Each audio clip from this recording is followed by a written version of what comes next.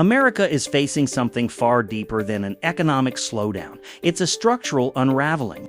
Beneath the surface of inflation reports and job numbers lies a growing instability that can't be masked by statistics anymore. The promise that hard work guarantees stability has eroded, replaced by a grim reality where millions struggled just to survive in what was once called the land of opportunity.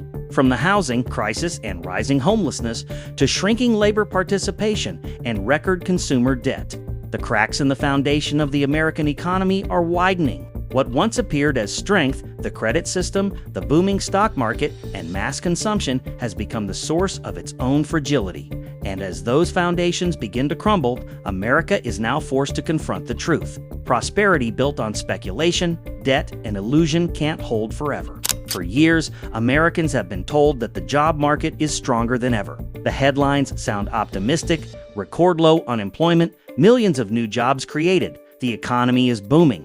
It's the kind of message that's supposed to make people feel safe, like everything is moving in the right direction. But when you look past the numbers and into real lives, that narrative starts to collapse. The truth is, those unemployment statistics don't tell the whole story. The government counts people as unemployed only if they're actively looking for a job. Once someone stops searching, maybe out of exhaustion, frustration, or just pure hopelessness, they disappear from the data completely. They don't count anymore. Millions of Americans who've given up on finding stable work simply vanish from the charts, creating the illusion that unemployment is low when in reality the workforce is shrinking. Then there's the new jobs narrative. Every month, reports celebrate hundreds of thousands of new positions added to the economy. But few people ask what kind of jobs these actually are. Most of them aren't full-time stable jobs with benefits. They're part-time gigs, temporary contracts, or freelance work that offers zero security. A delivery driver working 3 apps at once to make rent is counted as employed. A substitute teacher who gets called twice a month is employed. A part-time cashier with no health care and no guaranteed hours is employed. On paper, it all looks like progress, but in reality, it's survival. This is how the illusion is maintained. The job market appears healthy because the definition of employment has quietly changed. It's no longer about long-term careers or stable incomes. It's about activity.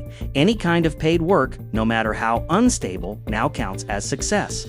Behind every glowing report and every presidential speech about record job growth, there are millions of people juggling side hustles, contract work, and unstable hours just to stay afloat. The reality is that the American labor system is becoming hollow. Beneath the surface of low unemployment rates lies a growing population of underemployed workers, people doing multiple jobs, living paycheck to paycheck, and still unable to catch up with inflation.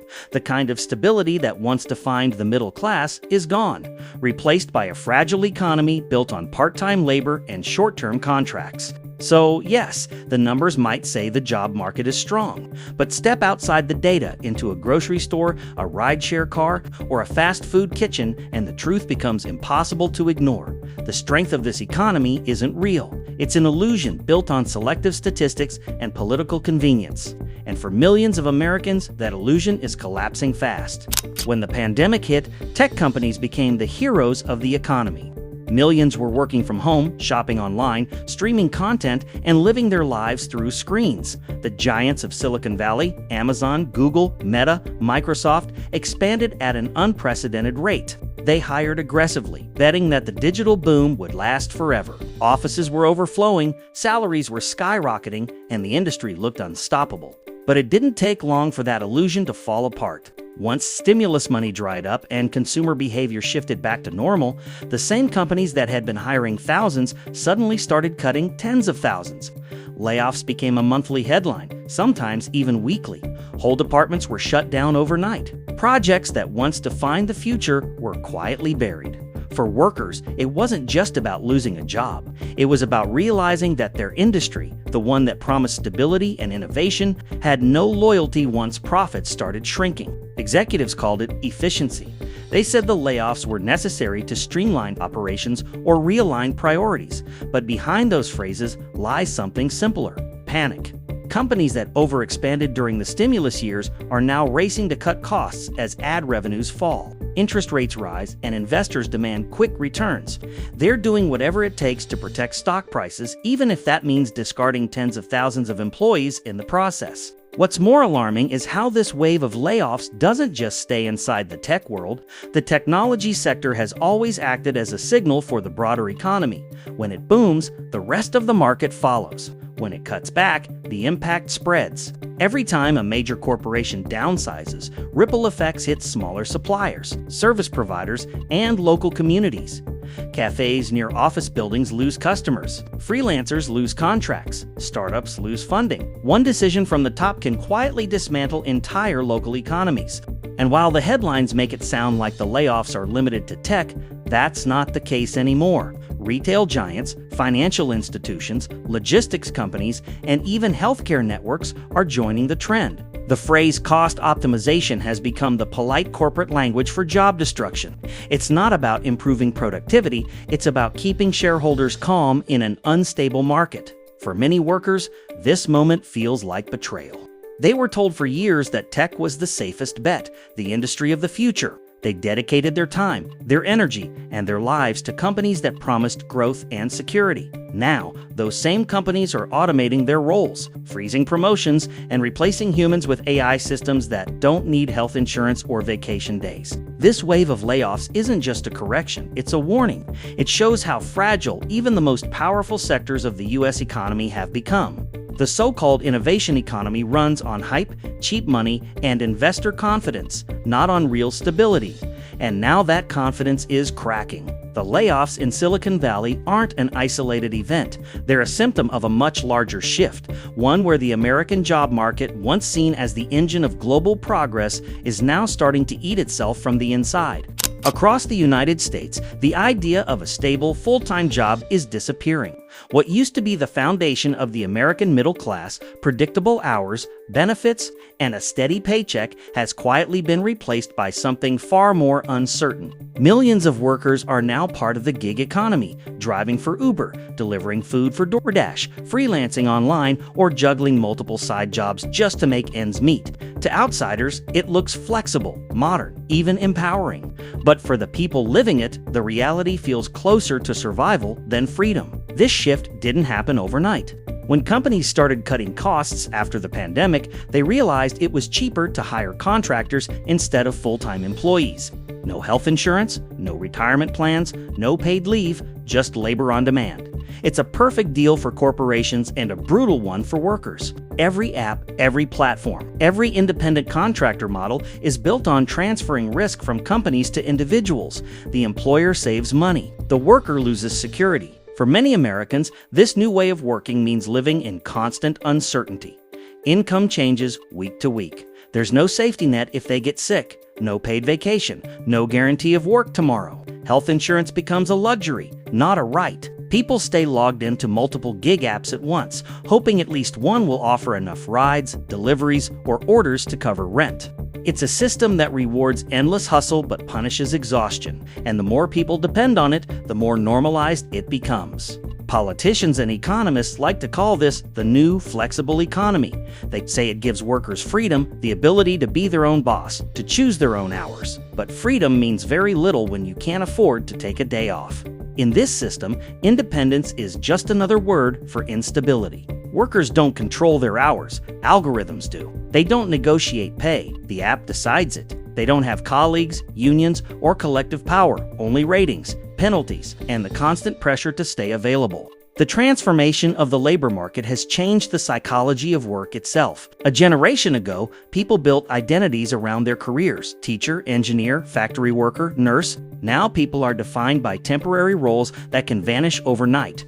The result is a workforce that feels disposable, where the line between employment and unemployment has blurred into a permanent gray area. This new reality isn't limited to gig platforms. Even traditional companies are adopting the same model, hiring part-time workers, outsourcing departments, and labeling employees as independent contractors to avoid responsibility.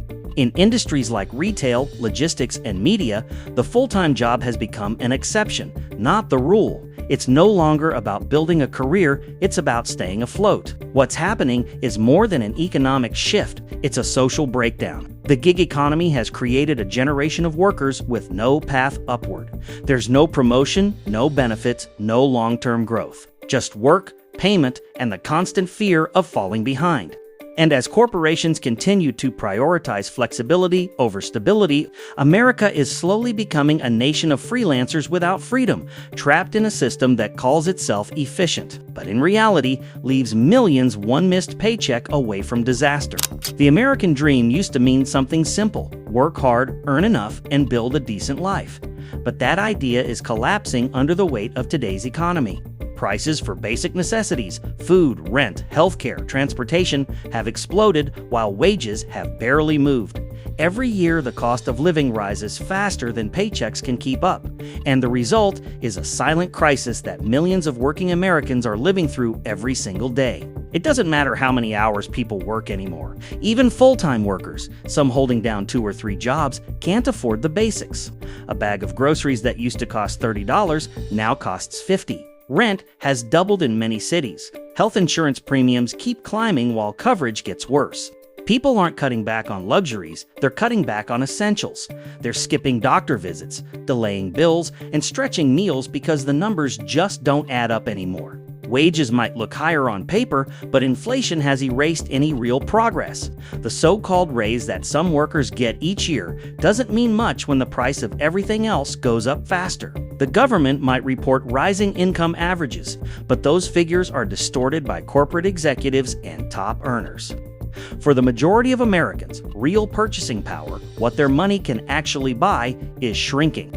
What used to feel like stability now feels like a constant state of survival. The hardest hit are those living in urban areas where costs rise the fastest. In cities like Los Angeles, New York, and San Francisco, rent alone can swallow more than half of a worker's income.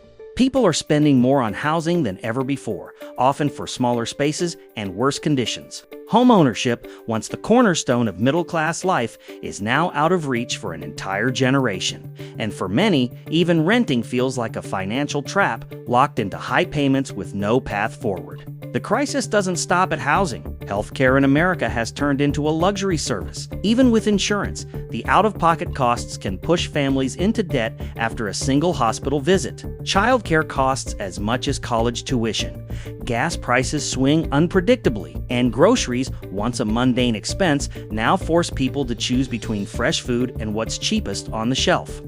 These decisions aren't rare anymore. They're routine for millions of working families. What's happening now is the rise of the working poor, people who do everything right by society's standards, who work hard, stay employed, and still can't get ahead. They aren't lazy, they aren't irresponsible, they're victims of an economy that rewards profits over people. The system tells them to work harder, save more, and budget better. But the math simply doesn't work. You can't budget your way out of an economy that's stacked against you. Meanwhile, corporate profits are at record highs.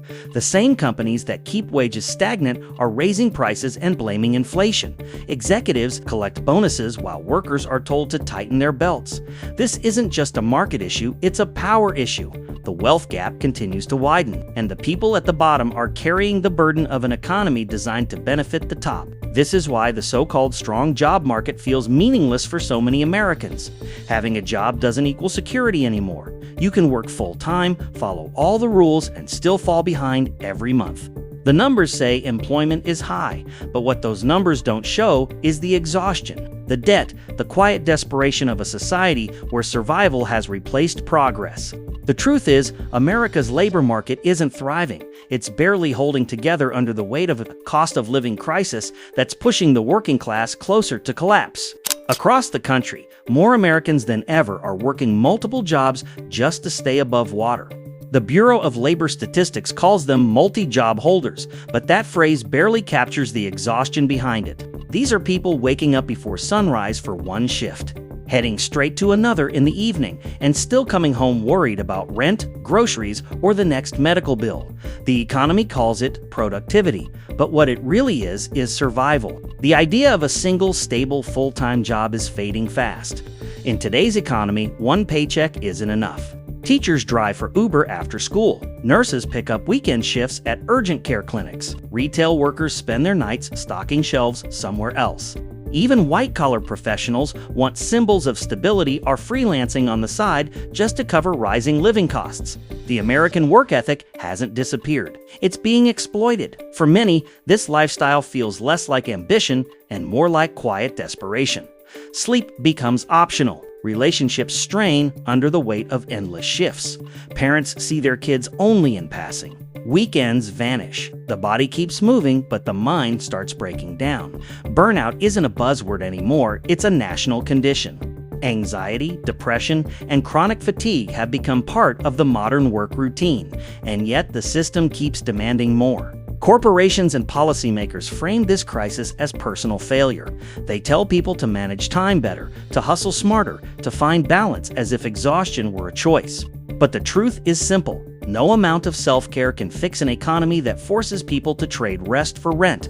When one job can't pay the bills, working 2 or 3 isn't about choice, it's about survival. This culture of overwork is reshaping what it means to live in America. Productivity has become a moral value, something people use to measure their worth. Taking a break feels like failure. Saying no to an extra shift feels irresponsible. Everyone's expected to keep grinding, even when they're running on empty. It's a cycle that feeds itself. The harder people work, the less they gain. And the more they're told they just need to push a little further. Across America, small businesses, the diners, hardware stores, barbershops, corner cafes, and family-run repair shops that hold neighborhoods together are collapsing at a rate the country hasn't seen in decades. These aren't just businesses. They're the backbone of the local economy, the places that once gave towns their identity and workers their first jobs. But under today's economic pressure, they're disappearing one by one. It starts quietly. Rent goes up, suppliers raise prices, the cost of goods doubles, utilities rise, and customers struggling with their own bills stop spending like they used to. Within months, the math stops working. The profit margin that kept these businesses alive vanishes. What follows is a slow, painful decline. First, shorter hours, then staff cuts, then a sign on the door that says closed for good. Behind every one of those signs is a family losing everything they built. High interest rates have made it even worse. During the pandemic, many small businesses survived by taking loans, lifelines that kept them afloat when the world shut down. Now, those same loans have become anchors pulling them under. The Federal Reserve's rate hikes mean the cost of borrowing has skyrocketed, turning manageable debt into a financial trap. Big corporations can absorb those shocks. They have cash reserves, investors, and lobbying power. But the local cafe or mechanic doesn't. They run on cash flow, and when that dries up, it's over. Meanwhile, operating costs are at historic highs. Insurance, wages, shipping, and materials have all become more expensive. The supply chain disruptions that began in 2020 never really ended. They just changed shape. And small businesses, which rely on thin margins, can't pass those costs on to customers without driving them away. Every economic policy, every market shift, every corporate decision at the top eventually lands hardest on the smallest players at the bottom. What's happening now is more than just a wave of closures. It's a restructuring of America's economic landscape. As small businesses die, corporate chains move in to fill the gaps. Independent cafes turn into local bookstores turn into Amazon delivery hubs. Neighborhood hardware stores get replaced by Home Depot. The local economy, once built on relationships and community, becomes another branch of a global system where every dollar flows upward. The human cost of this collapse is devastating. When a local business shuts down, it doesn't just mean job losses. It means the loss of community gathering places, mentorship, and economic diversity. Those small-town dynamics where the owner knew your name, where money circulated locally, are being replaced by cold efficiency and faceless transactions.